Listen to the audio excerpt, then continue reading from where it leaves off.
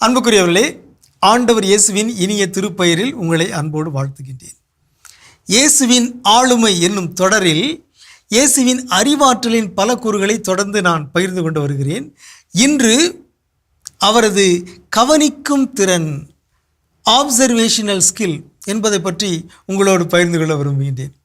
கவனிப்பது, ஆப்சர்வேஷன் என்பது ஒரு நல்ல ஒரு அறிவாற்றல் கூறு, அறிவாற்றலின் ஒரு தளம். நாம் கூர்ந்து கவனிக்க வேண்டும். நம்முடைய இடத்தை, நம்முடைய சூழலை, நம்முடைய வாழ்வியலை கூர்ந்து கவனிப்பது என்பது அறிவாற்றல் மிக்கவர்களின் ஒரு செயல்பாடு. இயேசுவிடம் அத்தகைய கவனிக்கின்ற திறன் என்பதற்கு பல எடுத்துக்காட்டுகளை நாம் நற்செய்தி நூல்களில் வாசிக்கின்றோம். மத்தேயு நற்செய்தி 6:26-33 நான் பார்க்குறோம். ஏசு சொல்கிறார், வானத்து பறவைகளை பாருங்க, வயல்வெளி மலர்களை பாருங்க. இவற்றை பார்ப்பதோடு மட்டுமல்ல, இவற்றை இறைவனுடைய பராமரிப்போடு அவர் தொடர்பு படுத்துகிறார். ஆகவே அந்த கோரிலேஷன் என்று ஆங்கிலத்தில் சொல்கிறோம்ல, இதற்கும் என்ன தொடர்பு, அந்த தொடர்பு படுத்தி பார்க்கிற ஒரு தன்மை, அது ஒரு படைப்பாற்றல், அது ஒரு அறிவாற்றல்.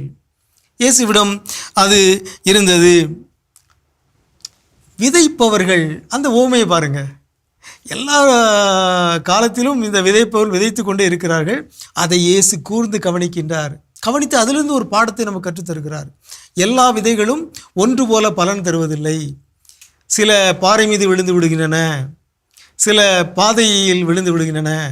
அது மட்டுமல்ல, நல்ல நிலத்தில் விழுந்த விதைகளும் 30, 60, 100 மடங்கு பலன் தருகின்றன. எல்லாம் இயேசுடைய அந்த கூர்ந்து கவனிக்கின்ற திறனுடைய ஒரு வெளிப்பாடாக இருக்கிறது. அது மட்டுமல்ல, இயேசு லூக்கா நற்செய்தி 21:1-3 இயேசு எருசலேம் கோவிலில் காணிக்கை பெட்டி அருகில் அமர்ந்து கவனித்து கொண்டிருக்கிறார். எல்லாரும் காசு போடுறாங்க. இயேசு அதை பார்க்குறாரு. அந்த கைம்பெண், ஏழை கைம்பெண் போட்ட காசையும் இயேசு கவனித்து அவர் சொல்லுகிறார், இவர்தான் அதிகமாக போட்டார் என்று சொல்கிறார்.